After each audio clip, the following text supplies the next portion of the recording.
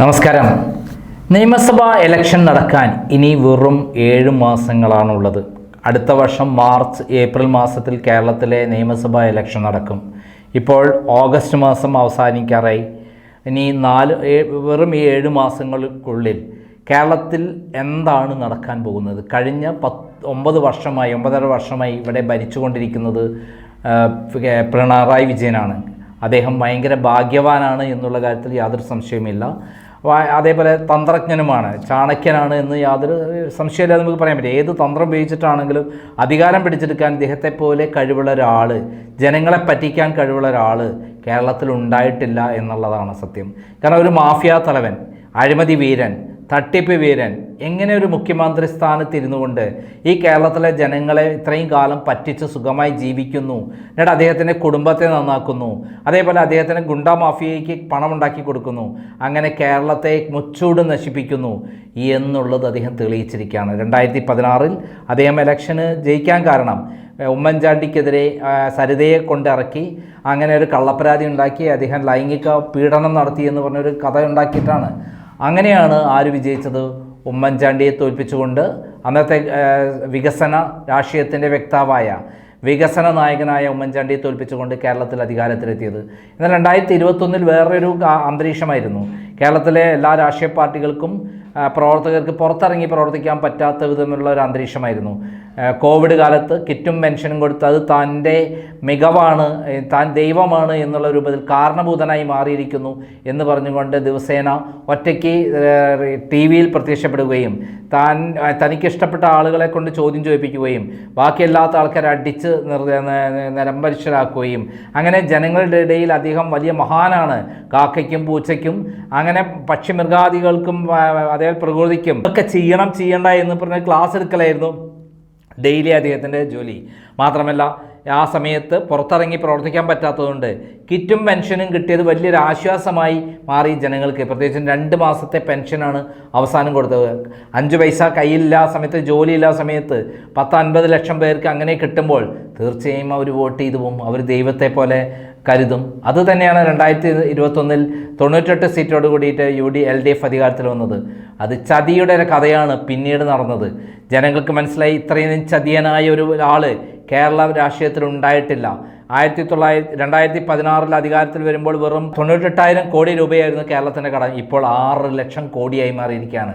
അതായത് എത്ര കോടികൾ എടുക്കുന്നു അതിൻ്റെ എത്ര പെർസെൻറ്റേജ് പലതരത്തിൽ അട്ടിമറി നടത്തി അദ്ദേഹം കൈക്കൂലി വാങ്ങി കൊണ്ടുപോകും.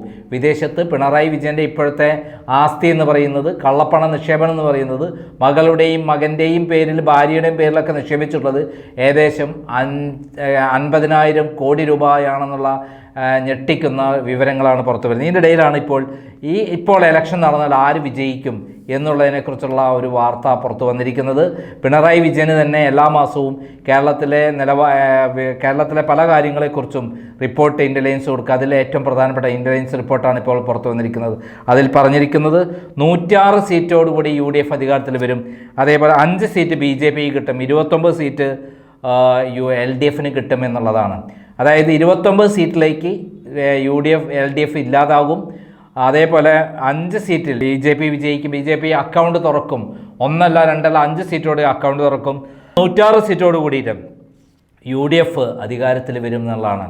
മാത്രമല്ല കോൺഗ്രസ്സിന് ഒറ്റയ്ക്ക് തന്നെ ഭൂരിപക്ഷം ഉണ്ടാകാനുള്ള സാധ്യതയുമുണ്ട്. 70 സീറ്റിൽ മേതെ അവർ സീറ്റ് പിടിച്ചെടുക്കാനുള്ള സാധ്യതയുമുണ്ടെന്നുള്ള വിവരങ്ങളാണ് പുറത്തു വരുന്നത്. എന്തായാലും എന്താണ് കേരളത്തിലെ മൊത്തം സീറ്റ് എത്രയാണ് നോക്കാം. 140 സീറ്റാണുള്ളത് കേരളത്തിൽ. അതിൽ മഞ്ചേശ്വരം സീറ്റാണ്, അവിടെ മുസ്ലിം ലീഗ് വിജയിക്കുമെന്നുള്ളതാണ് ഇൻ്റലിജൻസ് റിപ്പോർട്ട് പറയുന്നത്. അതിലെ കാസർഗോഡ് വിജയിക്കുന്നത് മുസ്ലിം ലീഗ് ആയിരിക്കുമെന്നുള്ളതാണ് ഇൻ്റലിജൻസ് റിപ്പോർട്ട് പറയുന്നത്. ഇതേപോലെ ഉദുമയിലും കാഞ്ഞങ്ങാടും LDFിൽ നിന്ന് CPMൽ നിന്ന് UDF പിടിച്ചെടുക്കും, കോൺഗ്രസ് പിടിച്ചെടുക്കും എന്നുള്ള ഇൻ്റലിജൻസ് റിപ്പോർട്ട്. തൃക്കരിപ്പൂർ അതേസമയത്ത് CPM നിലനിർത്തുമെന്നുള്ളതാണ്.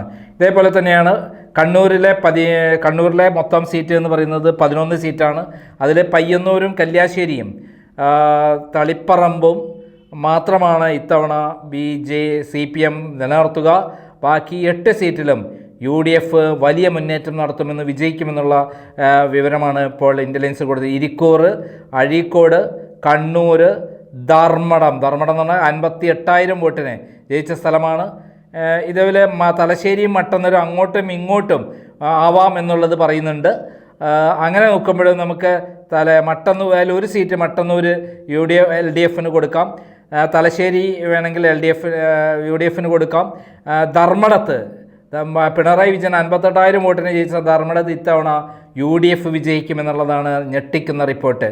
തലശ്ശേരിയിൽ അതേപോലെ തലശ്ശേരിയിലും അങ്ങോട്ടും ഇങ്ങോട്ടും നിൽക്കുന്നൊരു സ്ഥലമാണ്, മട്ടന്നൂർ നിൽക്കുന്നതുമാണ്. കൂത്തുപറമ്പ് UDF വിജയിക്കുമെന്നാണ്, പേരാവൂർ UDF വിജയിക്കുമെന്നാണ് പറയുന്നത്. വയനാട്ടിലേക്ക് കടക്കുമ്പോൾ 3 സീറ്റാണുള്ളത്, 3 സീറ്റും UDF തൂത്തുവാരുമെന്നാണ് പറയുന്നത്. മാനന്തവാടി, സുൽത്താൻ ബത്തേരി, കൽപ്പറ്റ 3 കോൺഗ്രസ് വിജയിച്ചെടുക്കുമെന്നാണ്. വടകരയിൽ രമ വൻ ഭൂരിപക്ഷത്തിന് ജയിക്കുമെന്നുള്ള റിപ്പോർട്ടാണ് ഉള്ളത്. അതേപോലെ കുറ്റ്യാടി, നാദാപുരം, കൊയിലാണ്ടി, പേരാമ്പ്ര, ബാലുശ്ശേരി മാത്രമാണ്. ഈ 4 സീറ്റുകൾ UDF പിടിച്ചെടുക്കുമെന്നുള്ളതാണ് പറയുന്നത്. ബാലുശ്ശേരി LDF നിലനിർത്തുമെന്നാണ് പറയുന്നത്. എലത്തൂർ UDF വിജയിക്കും, കാരണം അവിടെയാണ് നമ്മുടെ ശശീന്ദ്രൻ നിൽക്കുന്നത്. അതേപോലെ കോഴിക്കോട് നോർത്തും കോഴിക്കോട് സൗത്തും കുന്നമംഗലവും കൊടുവള്ളിയും തിരുവമ്പാടിയും UDF പിടിച്ചെടുക്കുമെന്ന് പറയുമ്പോൾ ബേപ്പൂരും CPM നിലനിർത്തുമെന്നുള്ളതാണ് പറയുന്നത്. എന്നാൽ മലപ്പുറത്തേക്ക് കടക്കുമ്പോൾ 16 സീറ്റാണ് മലപ്പുറത്തുള്ളത്. കോഴിക്കോട് 13 സീറ്റാണുള്ളത്. കോഴിക്കോടുള്ള കൊടുവള്ളി LDF UDF നിലനിർത്തും. അതേപോലെ പിന്നെ ഉള്ളത് നമ്മൾ മലപ്പുറത്തേക്ക് കടക്കുമ്പോൾ കുണ്ടോട്ടി, ഏറനാട്, നിലമ്പൂർ, വണ്ടൂർ, മഞ്ചേരി, പെരിന്തൽമണ്ണ, മങ്കട, മലപ്പുറം വേങ്ങര, വള്ളിക്കുന്ന്, തിരൂരങ്ങാടി, താനൂർ, തിരൂർ, കോട്ടക്കൽ, താവന്നൂർ, പൊന്നാനി വരെയുള്ള സീറ്റ്. പൊന്നാനിക്ക് LDF ജയിച്ച സ്ഥലമാണ്. അവിടെയെല്ലാം തന്നെ UDF 16 സീറ്റും പിടിച്ചെടുക്കും. ഇപ്രാവശ്യം 4 സീറ്റ് LDFന് കിട്ടി, 5 സീറ്റ് LDFന് കിട്ടിയിരുന്നു. എന്നാൽ ഇത്തവണ 16 സീറ്റും വൻ ഭൂരിപക്ഷത്തിന് മലപ്പുറത്ത് UDF പിടിച്ചെടുക്കുമെന്നാണ് ഇന്ത്യ ലൈൻസ് റിപ്പോർട്ട് പറയുന്നത്. അത്രയും ജനങ്ങളുടെ വിരോധമാണുള്ളത് എന്നുള്ളതാണ് പറയുന്നത്. പാലക്കാട് കടന്നാൽ 11 പാലക്കാട് ഉള്ളത് 12 സീറ്റാണ്. അതിൽ തൃത്താല നമ്മുടെ MP രാജേഷ് ജയിച്ച സ്ഥലത്താണ്. അവിടെ BJP UDF വിജയിക്കും. പട്ടാമ്പി അതുപോലെ CPI ജയിച്ച സ്ഥലം, അത് അവിടെയും UDF വിജയിക്കും. ഷൊർണൂർ CPM തന്നെ വിജയിക്കുമെന്നാണ് പറയുന്നത്. ഒറ്റപ്പാലം LDF തന്നെ ജയിക്കുമെന്നാണ് പറയുന്നത്. കോങ്ങാട് LDF ജയിക്കുമെന്നാണ് പറയുന്നത്. എന്നാൽ മണ്ണാർക്കാട്, മലമ്പുഴ, പാലക്കാട്, തരൂർ, ചിറ്റൂർ, നെന്മാറ, ആലത്തൂർ LDF ജയിക്കും. നെന്മാറ, ചേലക്കര കഴിഞ്ഞ ദിവസം CPM ജയിച്ച സ്ഥലമാണ്. ഉപതെരഞ്ഞെടുപ്പ് അവിടെയും UDF വിജയിക്കുമെന്നുള്ള കാര്യമാണ് ഇതിൽ പറയുന്നത്. അതേപോലെ തൃശ്ശൂർ കടക്കുമ്പോൾ കുന്നംകുളം, ഗുരുവായൂർ, മണലൂർ, വടക്കാഞ്ചേരി, ഒല്ലൂർ, തൃശ്ശൂർ, നാട്ടിക. തൃശ്ശൂർ BJP ജയിക്കുമെന്നാണ് പറയുന്നത്. നാട്ടിക, കയ്പമംഗലം CPM ജയിക്കുമെന്നാണ് പറയുന്നത്. നാട്ടിക, ഇരിഞ്ഞാലക്കുട, പുതുക്കാട്, ചാലക്കുടി, കൊടുങ്ങല്ലൂർ, ഇത്രയും സീറ്റുകൾ UDF തൂത്തുവാരുമെന്നാണ് പറയുന്നത്. പിന്നെ ഇവിടെ കിടക്കുമ്പോൾ അവിടേക്ക് എറണാകുളത്തേക്ക് കിടക്കുമ്പോൾ 14 സീറ്റാണ്. 14 സീറ്റും ഇത്തവണ വൻ ഭൂരിപക്ഷത്തോടുകൂടി UDF ജയിക്കുമെന്നാണ് ഇൻ്റലിജൻസ് റിപ്പോർട്ട് പറയുന്നത്. പെരുമ്പാവൂർ, അങ്കമാലി, ആലുവ, കളമശ്ശേരി, പറവൂർ നമ്മുടെ VD സതീശൻ, അല്ല വൈപ്പിൻ, കൊച്ചി ഇപ്പം LDF CPM ജയിക്കുന്ന സ്ഥലമാണ്. അവിടെയും UDF ജയിക്കുമെന്നാണ് പറയുന്നത്. തൃപ്പൂണിത്തുറ, എറണാകുളം, തൃക്കാക്കര വരെയുള്ള കുന്നത്തുനാടാണ് PV ശ്രീനിധനുള്ളത്. അതേപോലെ പിറവം, മൂവാറ്റുപുഴ, കോതമംഗലം, ഇത്രയും സീറ്റുകൾ പൂർണ്ണമായും 14 സീറ്റും UDF പിടിച്ചെടുക്കുമെന്നാണ് പറയുന്നത്. പിന്നെ ഇടുക്കിയിലേക്ക് കടന്നാൽ ദേവികുളം, ഉടുമ്പൻചോല LDF വിജയിക്കുമെന്ന്, MM മണി ജയിച്ച സ്ഥലം LDF ജയിക്കുമെന്നാണ് പറയുന്നത്. ദേവികുളം, തൊടുപുഴ, ഇടുക്കി, പേരുമേട് എന്നുള്ള 4 സീറ്റും UDF പിടിച്ചെടുക്കുമെന്നാണ് പറയുന്നത്. പാലയിൽ മാണി സി കാപ്പൻ തന്നെയായിരിക്കും ജയിക്കുക. 9 സീറ്റാണ് നമ്മുടെ ഇവിടെയുള്ളത്, കോട്ടയത്തുള്ളത്. അതിൽ പാല, കടുത്തുരുത്തി, വൈക്കം, ഏറ്റുമാനൂർ മാത്രമാണ് അതിൽ ഒഴിഞ്ഞു നിൽക്കുന്നത്. കോട്ടയം, പുതുപ്പള്ളി, ചങ്ങനാശ്ശേരി, കാഞ്ഞിരപ്പള്ളി, പൂഞ്ഞാർ, ഈ എല്ലാ സീറ്റും 9 സീറ്റ്, 1 സീറ്റ് മാത്രമാണ് LDFന് സാധ്യത പറയുന്നത്. അത് ഇവിടെയാണ് ഏറ്റുമാനൂർ മാത്രമാണ്. വാസവൻ ആണ് അവിടെ, അങ്ങോട്ടും ഇങ്ങോട്ടും ജയിക്കാമെന്നുള്ളതാണെങ്കിലും നമുക്ക് അദ്ദേഹത്തിന് കൊടുക്കാം. പിന്നെ ചങ്ങനാശ്ശേരി, പൂഞ്ഞാറടക്കം. പിന്നെ ആലപ്പുഴയിലേക്കാണ് കടക്കുന്നത്. ഇത്തവണ ആലപ്പുഴയിൽ വലിയ അട്ടിമറികൾ നടക്കുമെന്നുള്ളതാണ് പറയുന്നത്. അരൂര് ഇത്തവണ അട്ടിമറി നടക്കും. അവിടെ UDF വിജയിക്കും. അവിടത്തേക്ക് ഒന്നിനും കൊള്ളാത്ത ഒരു MLA ആണുള്ളത്. അവിടെ റോഡ് പണി കൊണ്ട് ജനങ്ങൾ ബുദ്ധിമുട്ടിയിരിക്കുകയാണ്.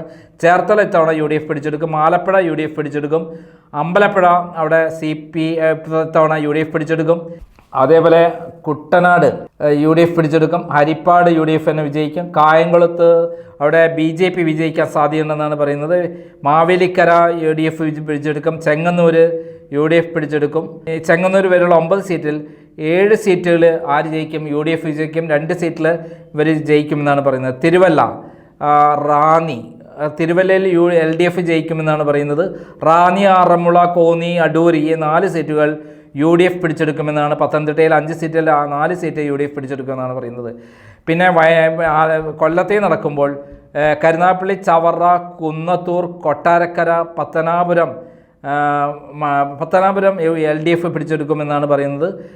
പുനലൂർ, ചടയമംഗലം LDF പിടിച്ചെടുക്കുമെന്നാണ് പറയുന്നത്. കുണ്ടറ UDF പിടിച്ചെടുക്കും. കൊല്ലം UDF പിടിച്ചെടുക്കും.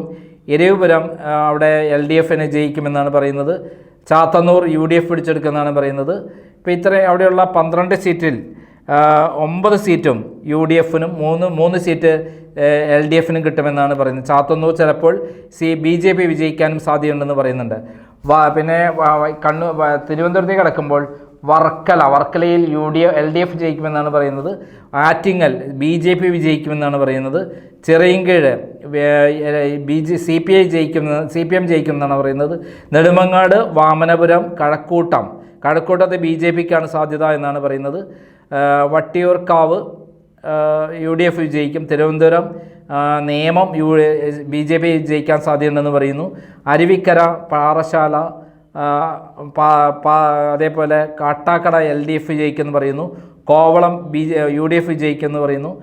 നെയ്യാറ്റിൻകര LDF വിജയിക്കുമെന്ന് പറയുന്നു. ഇങ്ങനെ കേരളത്തിൽ 29 സീറ്റുകളിൽ LDF വിജയിക്കാം. ബാക്കി 5 സീറ്റുകളിൽ BJP വിജയിക്കാം. ബാക്കിയുള്ള 106 സീറ്റുകൾ UDF വൻ ഭൂരിപക്ഷത്തോടു കൂടി വിജയിക്കും. മാത്രമല്ല, എന്താണ് ഇതിന് കാരണം? ഇത്തവണ കാരണം UDFനോടുള്ള താല്പര്യമല്ല, പിണറായി വിജയൻ സർക്കാരിനെതിരെ ആഞ്ഞടിക്കുന്ന ജനവിരുദ്ധമായ ഒരു കൊടുങ്കാറ്റാണ് കേരളത്തിലുള്ളത് എന്നാണ് ഈ സർവേ റിപ്പോർട്ടിലുള്ളത്. എവിടെയും ഏത് സ്ഥലത്തും CPM അണികൾ മാറിക്കുത്താൻ തീരുമാനിച്ചിരിക്കുന്നു. ഒന്നാമത് CPM നേതാക്കന്മാർക്കെതിരെയുള്ള തുടർച്ചയായുള്ള ആരോപണങ്ങൾ ഗവൺമെൻറ് സമ്പൂർണ്ണമായി പരാജയപ്പെട്ടിരിക്കുന്നു. ഭരണതലത്തിലായിക്കോട്ടെ, ജനങ്ങൾക്ക് ഉപകാരം ചെയ്യുന്ന കാര്യത്തിലായിക്കോട്ടെ, അതിലെ ക്രമസമാധാന നിലയിലായിക്കോട്ടെ, എല്ലാ മേഖലകളിലും പരാജയപ്പെട്ടിരിക്കുന്നു. പിണറായിക്കെതിരെ ആഞ്ഞടിക്കുന്ന ഒരു കൊടുങ്കാറ്റാണ് വീശാൻ പോകുന്നത്. VS അച്യുതാനന്ദന് അനുകൂലമുള്ള അണികളെല്ലാം ഇത്തവണ UDFന് അനുകൂലമായി വോട്ട് ചെയ്യുക. എങ്ങനെയെങ്കിലും CPMനെ രക്ഷിക്കാൻ ഒരേ ഒരു വഴിയുള്ളൂ, പിണറായി വിജയനെ ഇറക്കി വിടുക.